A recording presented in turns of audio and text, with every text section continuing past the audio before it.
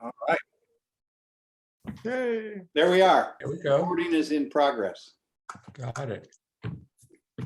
How do I go back to my main screen? Oh, back on participants, probably.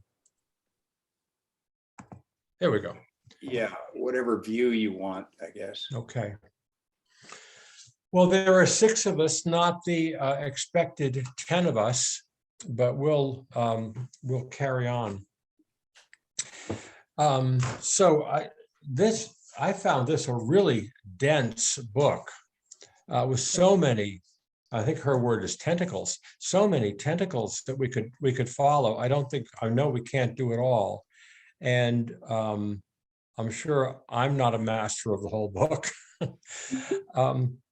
So I thought of a couple of ways to start. First of all, as I was thinking about the book, I also noticed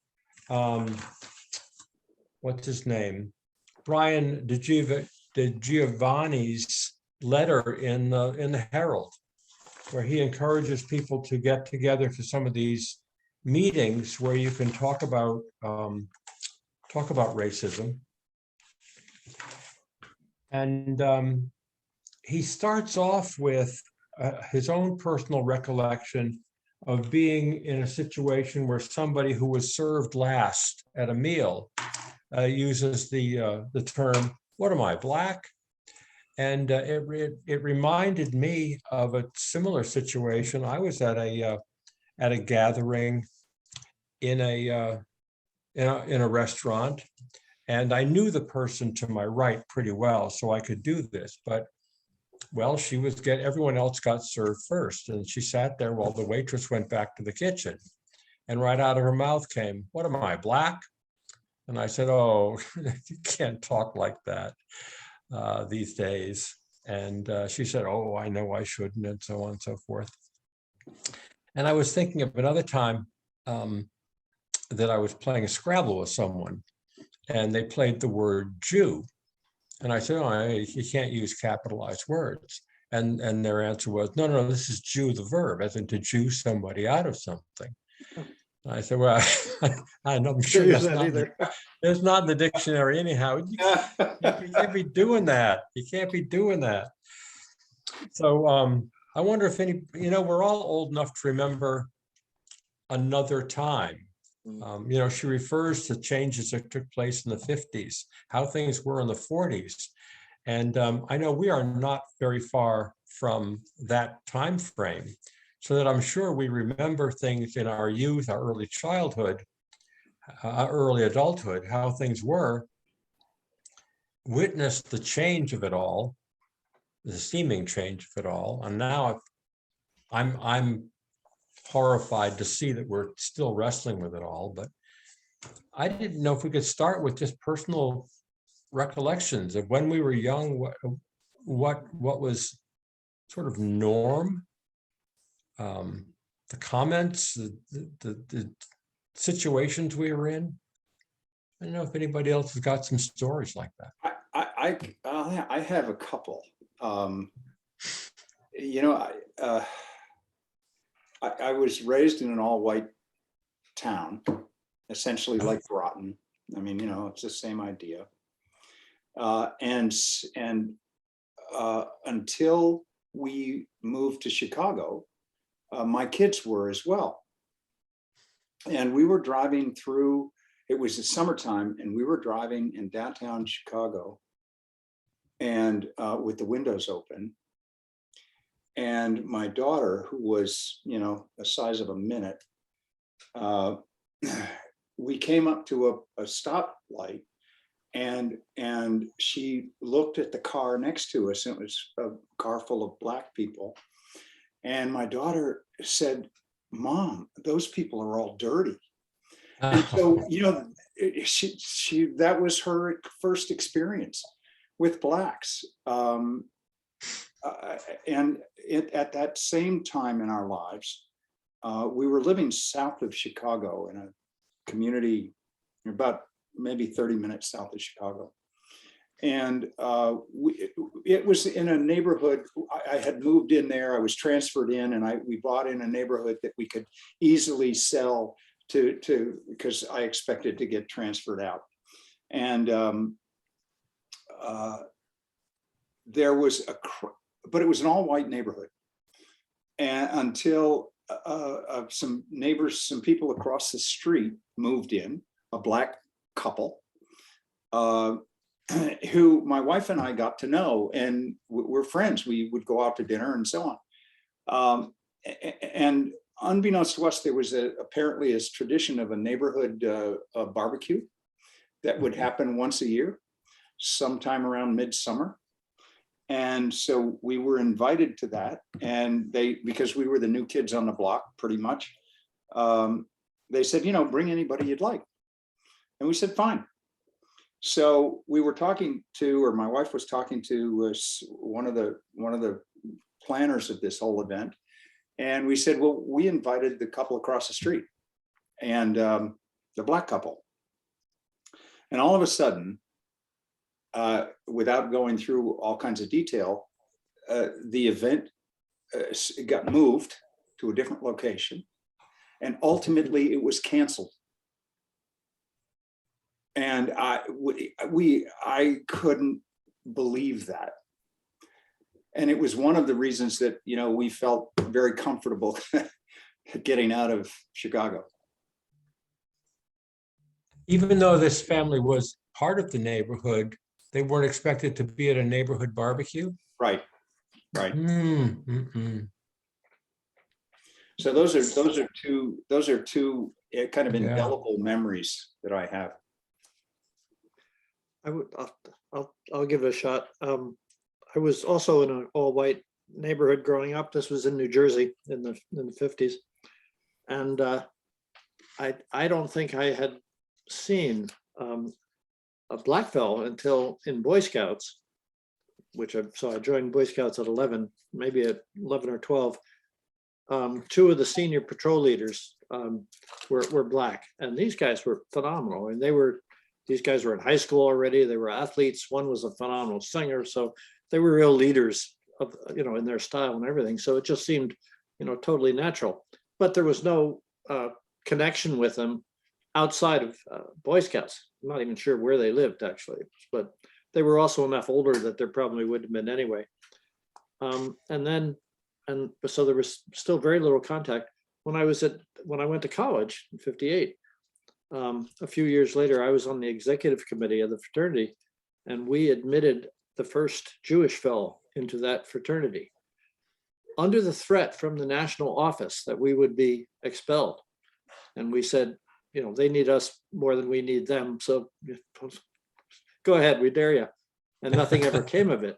And it always amused me later, and 5-10 years later, to be getting the mailings from that fraternity. And the house is very mixed now. I mean, lots of different colors and religions, I'm sure, and so on. So it changed a tremendous amount. But late 50s, early 60s, it was very, very monolithic in that sense. Well, unlike The one other comment I'd make Sorry. is that our kids were brought up differently. And as a consequence, they had friends. We were living in Phoenix mostly when they were growing up. And they had friends of many different religions and colors and so on. And I was so pleased to see that it seemed so natural. And I sort of, in my mind, thought, well, the world has changed. And by the time this generation is mature and so on, this problem will have largely receded. And it's been a shock to realize that's not the case. Sorry, Sally, I didn't mean to finish. Oh, that's okay. I just wanted to say I'm very blessed because I grew up in Western Pennsylvania, and my town was a melting pot.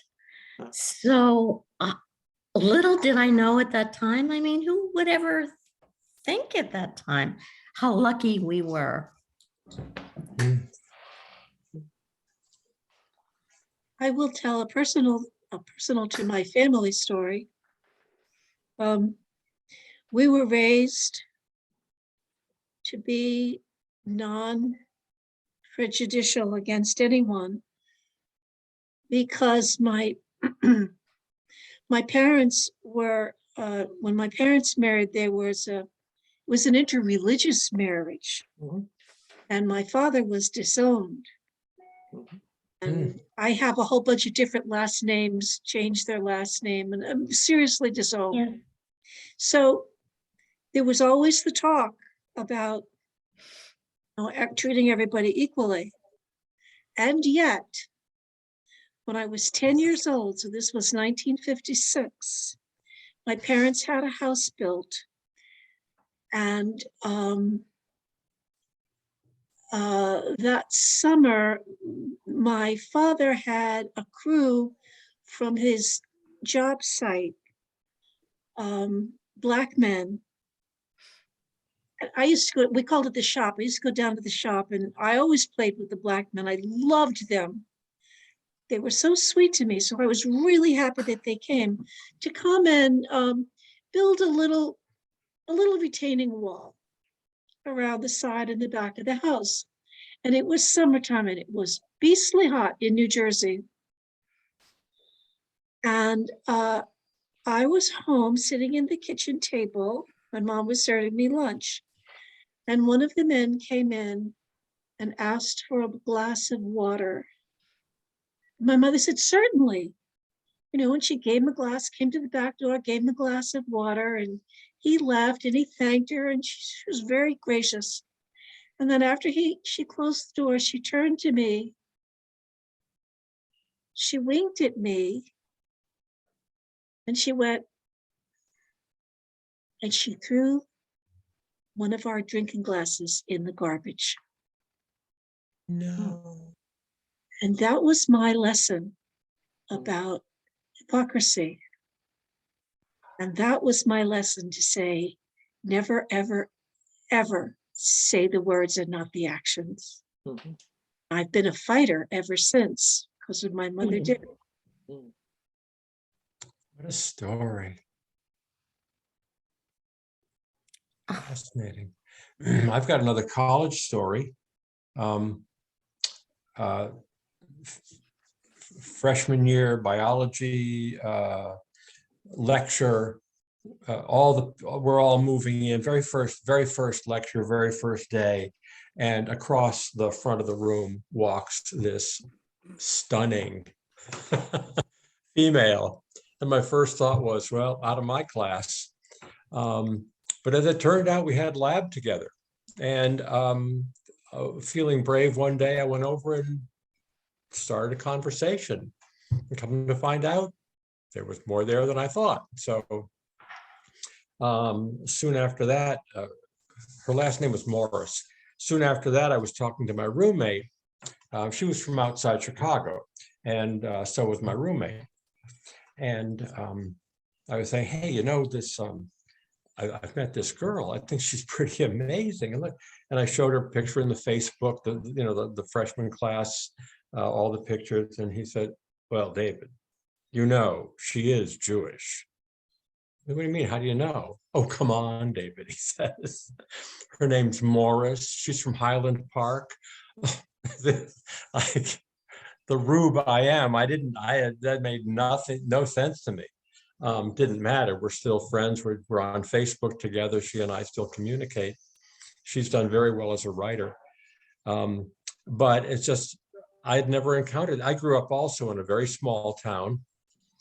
There were no black faces there. I did hear of one family was Jewish. He was my scoutmaster, but the name Hirsch meant nothing to me. He was just my scoutmaster. So, but these little things are out there. They're still out there, unfortunately.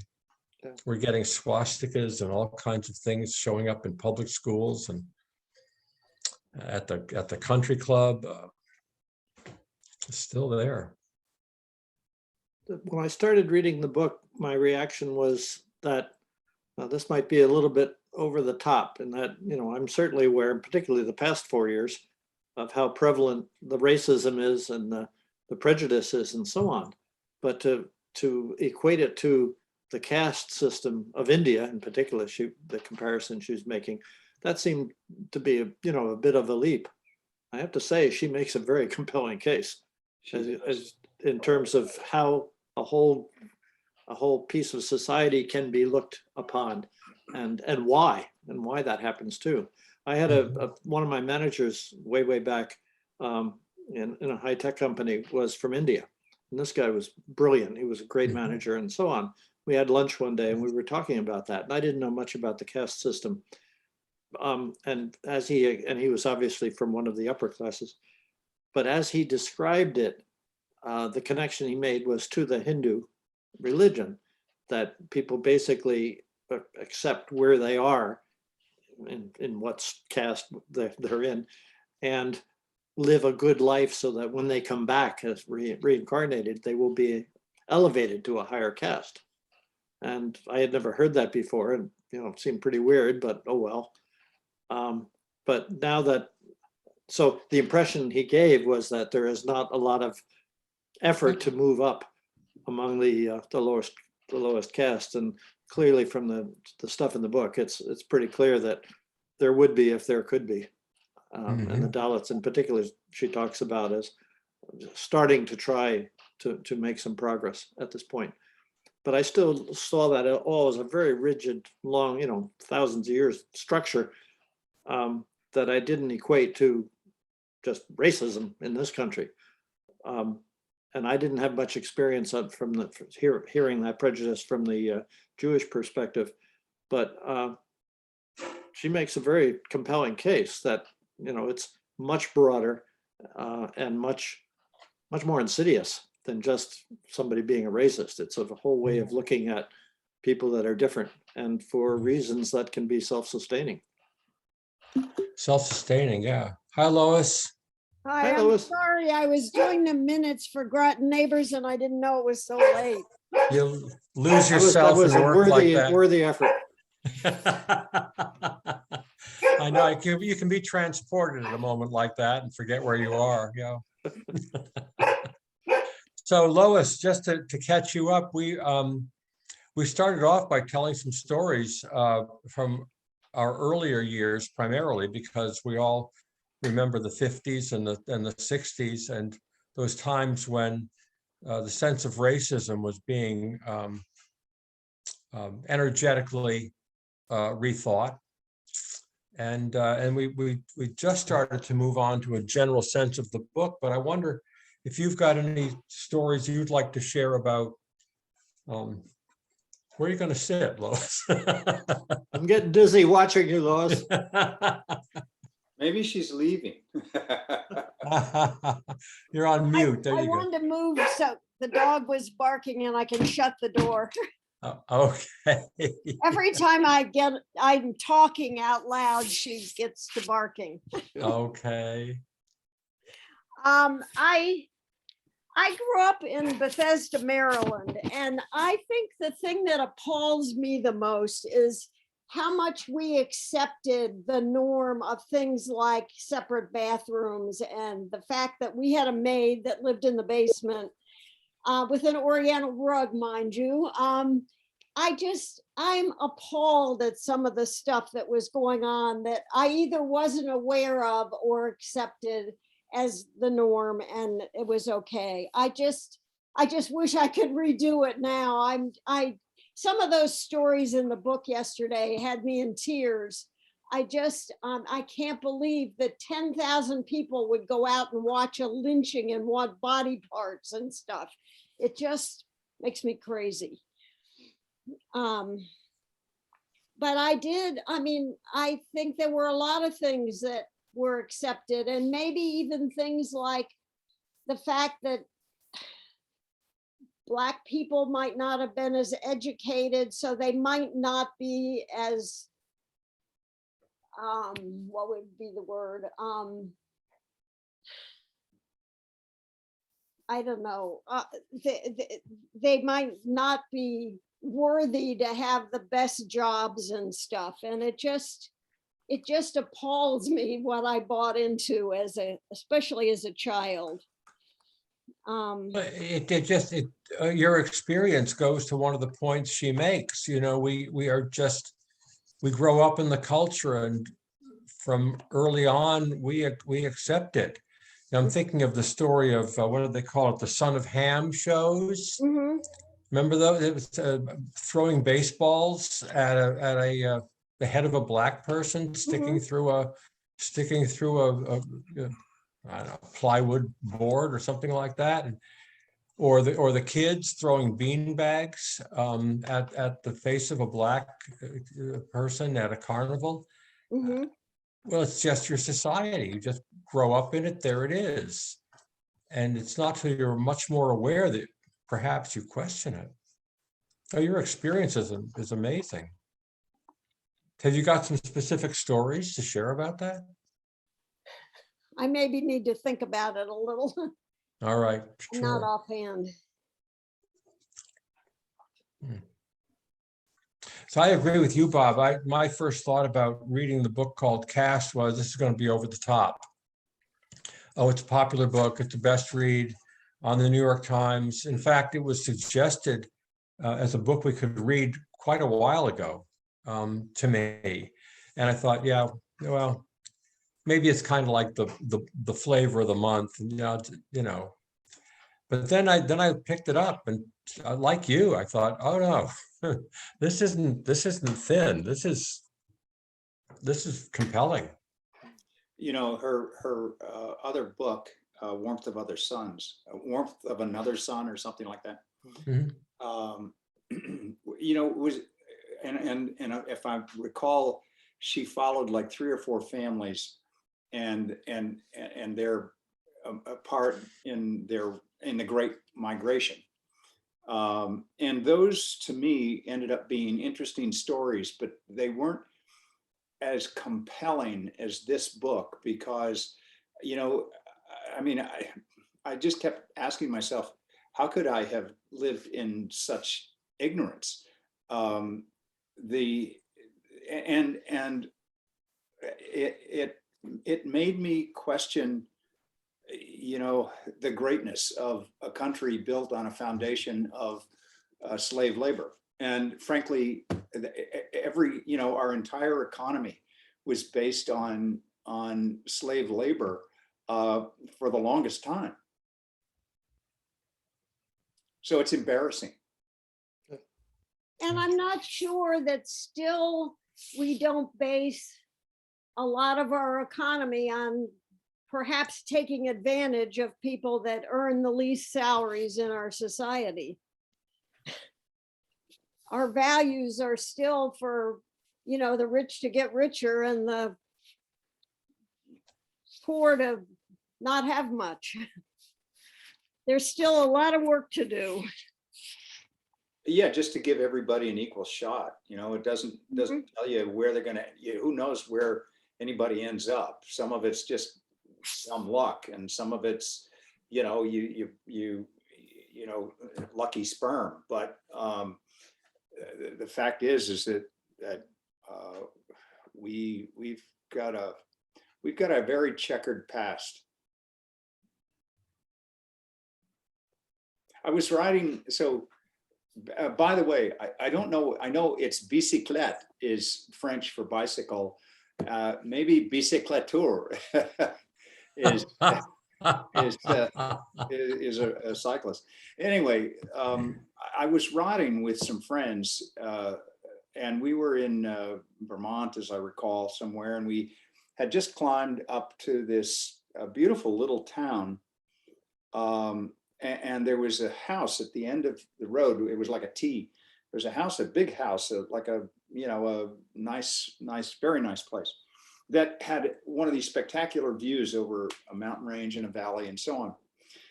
But it was surrounded, this was probably 4 years ago, just to put it in context. But it was surrounded by all, you know, all these little American flags. And one of the guys I was riding with, we were riding abreast, and I turned to him and I said, you know, I used to be really proud of that flag. And I now think that when I see it, you know, in a situation like this, that they're just flipping the middle finger at the rest of the world.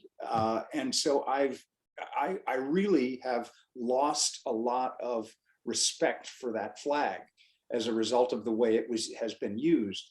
And I frankly have been struggling to recover from that. And I still haven't. Hmm. Because of the history of racism. Well, I Because, think racism is part of it. And I think that it's, you know, it's like any other symbol. If you use it the wrong way, it can muddy. yeah, Well, the extreme example is the swastika. Exactly. Exactly. Exactly, Bob. Or the Confederate flag. Well, yeah. Or the prevalence of it, or the resurrection of it, if you will. Right. Yeah. yeah. Adoration of it. It's an icon that has a lot of meaning. And it's you know, it's one of those things that gets thrown in your face. And it's the same way, you know, I mean, that has a lot of connotations that Mm, just are dark. yeah. The book has got so much in it. And one of the spines of the book is certainly the 8 pillars. Shall we go through those and see what connections, or are there points in the book that you're just dying to talk about, and we should just field those for a while? There's so much there. Donna, I see a smile on your face. Are you, what do you And want to wait- talk about? I went through the book with my, yellow marker and I don't want to talk about this, but I have literally 4 pages of typed notes.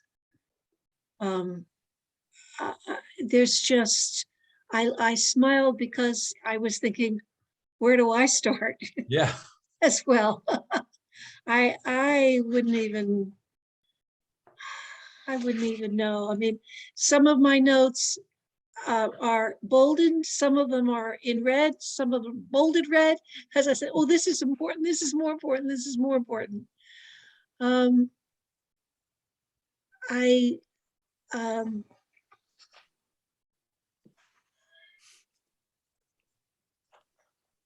think one of the things that I would love for us to talk about to really get through is the difference between racism and caste.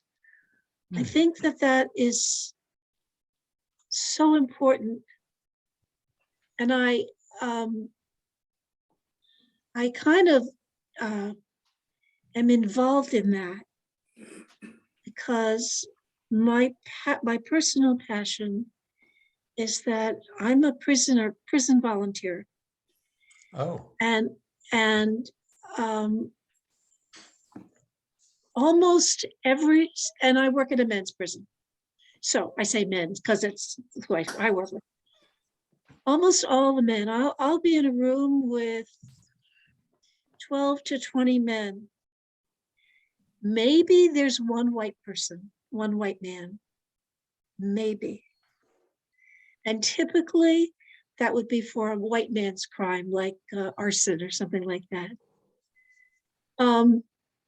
What I see is not racism in that among those men. What I see is caste, because the barriers that have been set up go way beyond what we used to say, well, just pull yourself up by your bootstraps. You remember that one? This is America. Everybody can go to college and everybody can graduate from high school and everybody has an equal chance.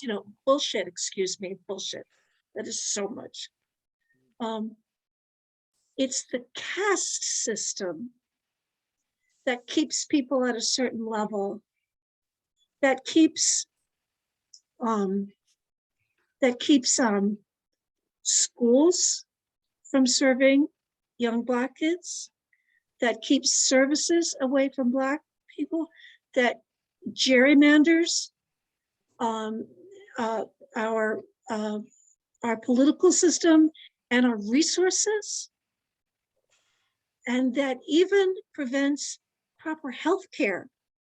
When you've got a bunch of little children who are growing at that time when we need nutrition and protein to build our brains. And there is not even enough education that comes in about nutrition and stuff like that. This is an extreme, but I believe with all my heart, from the stories that I've heard for the last 10 years, that the Black men that I see now, from ages from like 21 to some of them are very old, they never had a chance because it's the caste system that kept not just them from rising to the next level, as in the Hindu castes, but there's no hope. And so if a Black kid gets $1 and they're hungry, you know what they do? They go to McDonald's. And this is not so much, I'm not bashing McDonald's, but there's no interest in helping the kids. You know, God bless the teachers of this world who go in and spend their own money and help these kids. They're the ones that are helping them. The kids that are like the teachers in the Boston public schools and the big city schools. God bless them for helping out. But there is no hope because with racism, there is the thought that you can move on, you can move up if you just get out of there. With the caste system, you can't. The men that I talked to have told me that they knew from the time that they were young boys that they were going to end up in jail. That's a caste system. And one of the reasons that they end up in jail, that they know they're going to end up in jail, is because their fathers are in jail, sometimes in the same prison. That's caste. And that's what I think obviously Isabel Wilkerson, and so many people say, that's what we've got to break out of. It's the expectation. With caste, there's an expectation that never leaves. Racism, there's like a hole in the wall, but I don't believe there's a hole in the wall when we talk about caste. Caste is it's a system that sets levels that there is no hope of ever moving through. You're talking about her second pillar, heritability. You inherit the rank you're born into, regardless of any achievement or celebrity. You're not really going to get out of it. And she has the example of sports athletes, well-known athletes who are beaten up by police because they're in the wrong place at the wrong time. So even being that prominent doesn't get you out of it. Do you all remember? I can't remember exactly when this was. My kids were pretty young. Oh wow, that could have been 40 or so years ago. I can't remember. There was a famous Boston Black basketball player who came to Boston to play. He had been traded and he came here. He was well known all over the country. Really important guy. Made a lot of money. He was house hunting. Do you remember this? And he was house hunting in Wellesley. And they stopped their car. They parked their car in the middle of town and they were talking. He and his wife were talking or something. And he was arrested. He was just sitting in his car talking to his wife. Do you guys remember that? It was awful. Wellesley. Reminded me of my mother. Yeah. I think there's anybody else remember points in the book that stand out especially? I just to Donna's point though, I think there's a difference between what I call racism, which might be serving somebody last or some other affront, and systemic racism, which is, I think, the equivalent of caste, because that's where the infrastructure and the law and things like, that's where that kind of creates the walls around which you can't move, or it's the room that you can't get out of. And so that things like redlining and voter access to voting, and I mean those are just basic things that that are supported by laws, and that's the problem. That's the systemic piece, and that's what's worrisome, because I don't think it takes so much to change, forget minds and hearts, but if the law doesn't change, you're still fighting an uphill battle. Well, I and think- it I think- changes, and then sometimes we revert back to the way it was 20 or 30 or 50 years ago. Look at some of the stuff that's happening right now with voter rights. And, we pass legislation and it gets better and then it gets worse again. It's like somebody has to be at the bottom. That's what the caste system says.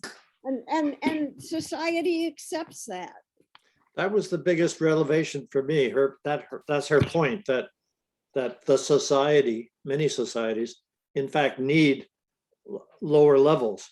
And that was a very different way of looking at it than in my naivete, perhaps. Oh, somebody's a racist. Well, they're a bad person, but it's not a societal, systemic thing. She says it very clearly. She says Interesting. equality means demotion. Say it again, Sally. Equality means demotion. Oh, And that's pretty telling. And isn't that what's going on right now with the people that are sort of backing the whole Trump thing? Exactly, It's- exactly. They're threatened so much about their own well-being and their own jobs that they think this is going to ruin their lives, They're feeling demoted. advance our culture. Well, I think they're doing the same thing to women. When you look at those Oh, pillars, exactly, how many of those pillars absolutely relate to women? I mean, exactly. divine will, heritability, endogamy, and the control of marriage and mating, occupational hierarchy, dehumanization. I mean, it's depressing. no, But it there was was interesting to read. Oh, I'm sorry. I just want to say, when we're talking about someone has to be at the bottom, I thought the segment on wolves and dogs was very interesting. How you needed, I forget the name of the lowest level omega dog, the lowest level dog made the whole dog society work. And I thought, wow, like, what does that mean for? I don't remember that. Can you She unravel talked it a bit? about when she got like a little Scottish terrier. I don't know my dogs. Is that what it was called? The Scottish some little Chi-Chi. dog. Okay. Chi-Chi. And then she got another dog, and they had to work out who was on top. But then she talks about the society of wolves, and the alpha wolf isn't the aggressive snarl at everybody. It's the wolf that all the other wolves trust to have the well-being of the pack in mind. But there are different levels in the wolf hierarchy. And there is a lower one that they all pick on. And if for some reason that dog or wolf is out of the pack, things don't go well for the pack. Yeah, that section was on page 203. I found that fascinating. Wasn't that? Yeah. And that interesting to me that the leader of the wolf pack doesn't bark at the other wolves. He is what he is. Right.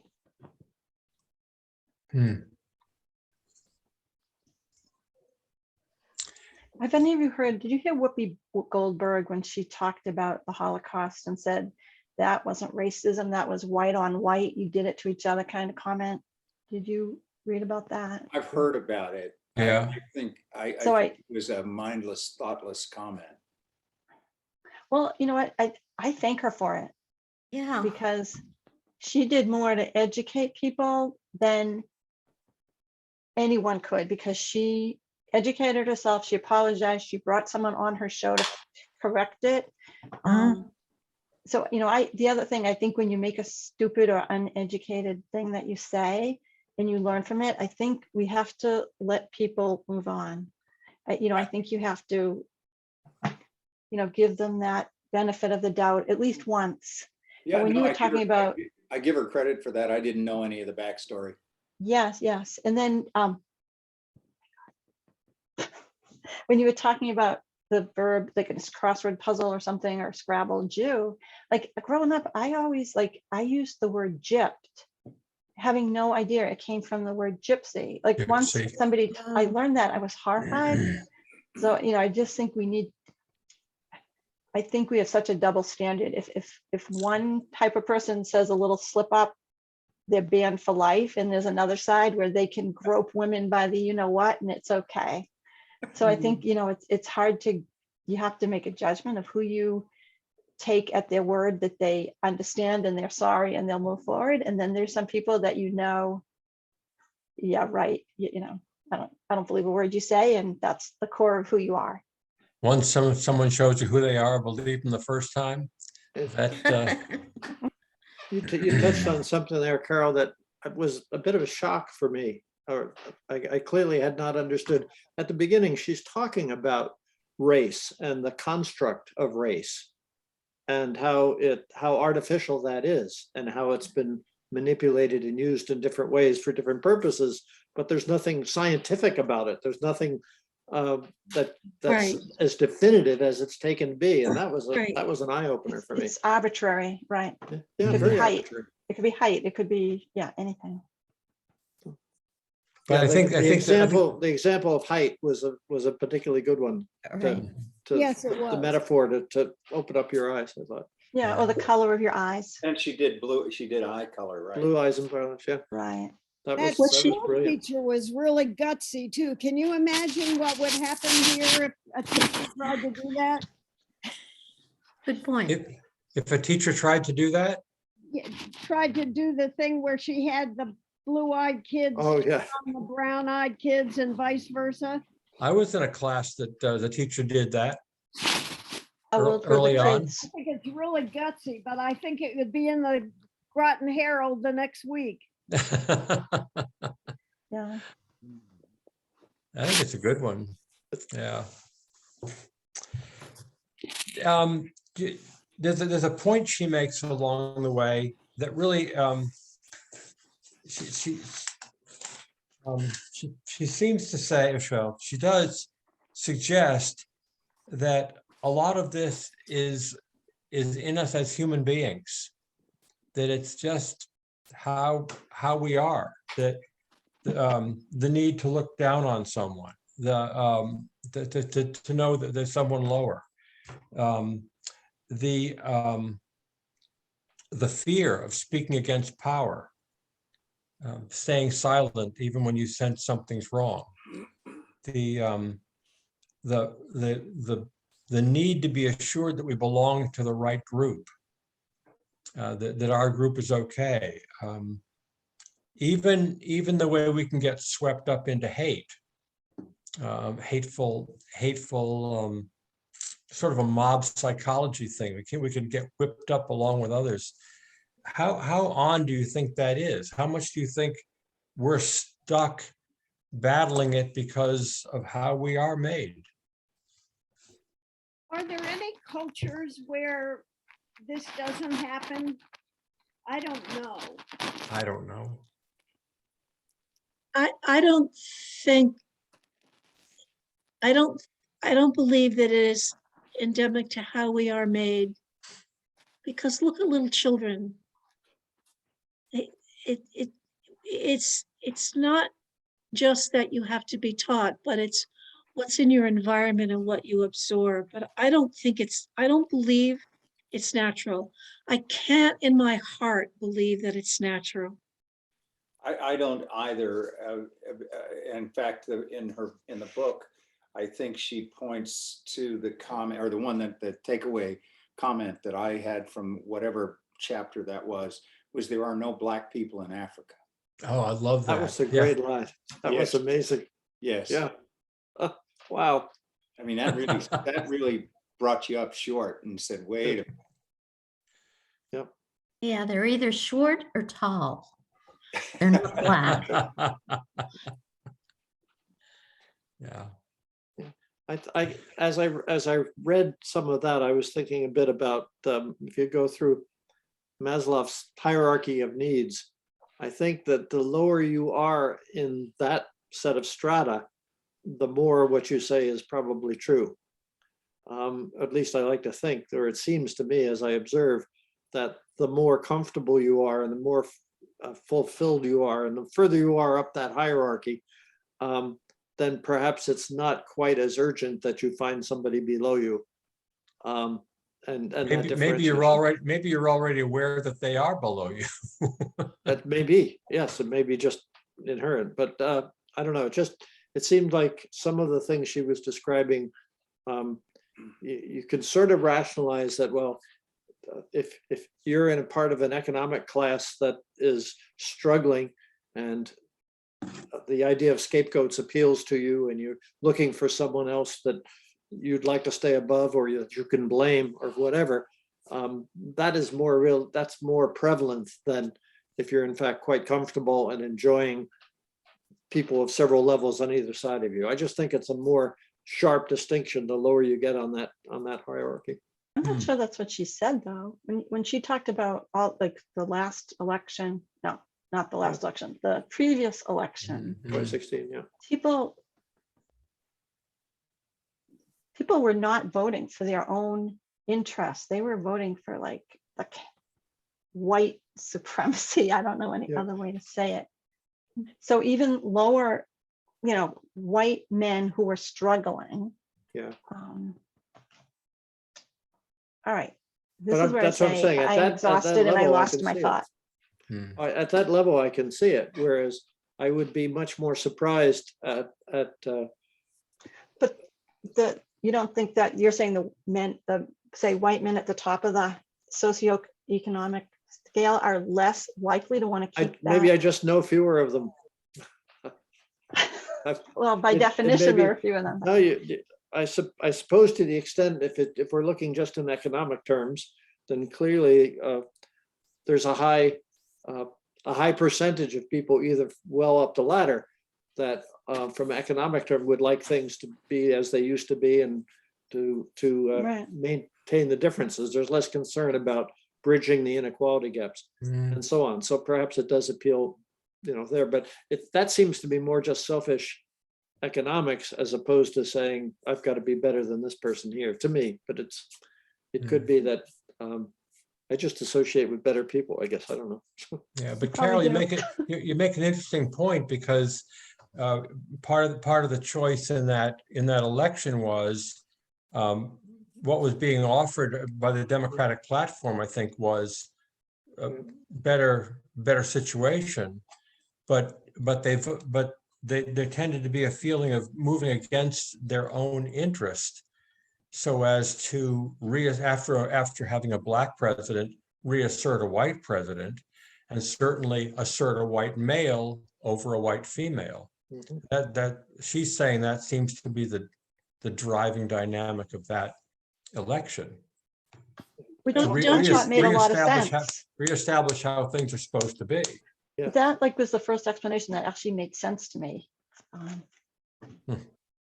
I see I hate this term, but I see that Obamacare is a good example of that people did not want Obamacare, even though it was going to help everybody. Yeah. It was proposed by a Black president. Democratic Black president. Oh my God. And they're still fighting it. Yeah. And there was a survey. Do you prefer Obamacare or the Affordable Care Act? Affordable Care Act. Mhm. there was one story in the book about a man who was dying, who his last breath, he was saying he didn't want Medicaid or socialized medicine, and he'd die instead, and he did. He did. You know, I think in the 16 election, people appeared to be voting against their own self-interests, but my feeling is that, you know, people who think and act like Trump have been marginalized for obvious reasons forever. And one ugly thing that Trump did, he didn't invent it, but he certainly made it acceptable to be a complete ass. And so that, I think, kind of legitimized a lot of people who feel the same way he does. He normalized it. Yes, he Yeah. did. Yeah. But that's a way of kind of putting you above somebody else, you know? Right. I think he elevated it. I think beyond normalizing it, maybe he elevated it. I don't know. Yeah. I I hope. kind of feel like it was like cockroaches, like they're always there, but you don't know till you wake up in the middle of the night and you turn the light on. That's good. And then they're gone, They're gone. right? They're never It's gone. weird. That's the problem. They're never gone. They might move don't- to the next apartment, but they're never gone. I don't like that analogy, because I lived in Phoenix for 15 years and we had them. So Oh, that's a scary thing. yes, it is. So our hour together is almost up. It's gone fast. And I knew we would just go from here to there, because it's such a huge topic, and the book chases all these lines of thought simultaneously. But so I guess I would just end with, I'd go back to this guy's letter in the paper where he says, as a doctor, I look for symptoms. And I think he's saying we've got symptoms, unfortunate symptoms around town. And he urges people to get together with groups that are talking about this or learning how to speak out so that we don't let it slide by. We don't let racism or whatever it is slide by in silence. It's I appreciate the letter. I guess that's why I brought it up again. Mhm. I think Was I it- appreciate that he put that out as a public thought. Was that this week's Herald? You know, I Yeah. just got back from Florida, so I don't know Yes, it which, was. I don't know which week, I'm March 11. Yeah, I guess. Last so. Friday or Yeah, two Fridays. It ago. was. Yeah. As I was reading the book, I kept feeling after a while that, okay, around page 200 or 300 or somewhere in there, it was, okay, I'm convinced. I Yeah. believe all this now. It is a caste and so on. What's the solution? And I was kept Oh, waiting. Boy, I sure hope I get to the end and there's something, was the- definitive that can solve this. And I was a little let down in that respect. Yes. yeah. Well, I guess if it were easy to solve, it would have been solved, but I was with you. I kept saying, so what does she recommend? And, like one person, one relationship at a time is pretty much what she said, right? Yeah, I thought her point was just to make us aware. You make the reader aware. And I think she did that. I felt that, I mean, generally I would give this book 2 thumbs up because it was a compelling story. That's one, but it was well written. The only complaint I have is that she just kind of, hammered away at the same point over and over and over and over. Hmm. And I kept saying, well, okay, let's just move on. I get it. But, I think in retrospect, she had to do that. I do too. How long has it taken us to wake up? I think one of the sad things about people not wanting to take a look at the true history of this nation is that unless we do, and she keeps saying that in the book, unless we look at what the reality is, we can't change, we can't get better. And yet it's so painful, and lots of people don't want to. And they're I guess passing one of the laws to things prevent I'd it. like to ask you all is, how do you keep up the hope and the drive to keep making it better? Because I get so discouraged and depressed about all this, and kind of overwhelmed with the number of petitions to sign on email and everything else. But I want to keep working on it, and it's really hard. I thought she was very good in describing, well, certainly the Truth and Reconciliation in South Africa, but also the way Germany has learned from and worked very hard to make sure that the lesson is learned and stays. Mhm. And so I started thinking, boy, what would it take to have that kind of a level of discussion, a Truth and Reconciliation within this But country? We're preventing, we're even passing laws to at the prevent it? local level. You can't even say Oh, you're these mute. words. I didn't do it. The cat did it. So repeat what you said. Yeah, say, what did you say? You can't even what? There are places passing laws that you can't even teach the truth. You can't even say Oh. some of these words. It's Right. enough to make you insane. That's Yeah. right. Well, I think I'm guessing one of the problems is that you do become then feeling perhaps ashamed of your country, and you don't want to, and you don't want someone trying to shame you, or perhaps, as Sally was saying, you get a sense of demotion out of it.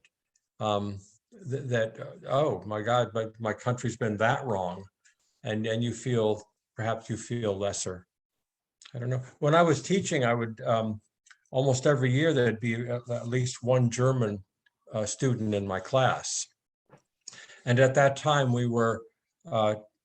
was in a combined English history group, so I team taught with another fellow, and we would get around to the Holocaust, and we would read Night by Elie Wiesel, and that topic would be there, and it was always a sense of we would show Schindler's List as that movie as a starter, and the German kids were very cool about it. They had been brought up to know that was something in the past, but that wasn't them. Right. That Germany now is a different place. It's up to them to keep it a different place. I was impressed. If they were representative of what German society, German education has done, I was really impressed that they were that level about it. And that is one thing that Isabel Wilkerson talks about. It's not like our fault what happened 200 or 400 years ago, but we need to know what it was, or we keep perpetuating some of the same stuff. And yet I've heard, I don't know what I was listening to on television, but there was one Southern voice who said, "You're talking about my ancestors," and he felt a personal connection to he didn't want the shame of his ancestors Yeah. brought forward like that. He felt it personally. well, don't you think that's what's happening to people that want to block this from being discussed in the schools, is that they don't want the shame brought on our nation, that we are too good for that to be, even if it wasn't so personal, I think there's something about not wanting to feel shame for what happened. I think so. Could it be that they don't want the blacks to get all this attention? Like, oh, come on now. We know that's in the past. We don't need to hear that story again. All you want is attention. Reverse kind of a racism thought there. I don't know. Well, any thank you. any concluding thoughts? Good choice. That was a very good choice, yeah. Yeah, and I'm so happy for the people who recommended it. And yeah, Carol. Do you want to talk about the next book and date, just so people can put it on their Oh, good calendar? point. We're gonna read The Power of the Dog next. It's a novel by, I don't have the guy, Savage, Tom Savage, is that it? Are we It's been made into disqualified a- if we saw the movie? Are we Well, disqualified? have you seen the movie? Yes. Is it good? Oh, man, Powerful, it is. Yeah. Very powerful. phenomenal Well, there's- acting and powerful story. Yeah. Well, we're gonna have a conversation about it. Carol, remind me, the June 17 or something, June, Hold on a sec, I'll see if I wrote it. and then the Yeah, following June week. 16th. It's the 16th. 16. And then the following week, there's going to be a discussion of the movie. So we're going to try to tie it together in a Okay. boom, a two-part get together. See if you can do one or both for the same price. So Bill, this is a question for A you. couple of about- people got the joke. Should we take a screenshot for the newsletter? I did, I'll send it over. We did, Oh, I took one too. Oh, Okay. thank you. we did. thank I you. have it. I We have it. can, we can all, you can pick which one you want. I want the one with the cat's tail right in the middle. Yeah. That's right. Dog too. Look, if you've taken screenshots of any kind, just send them along, because if they're better than mine, I'll use it. Sure. All right.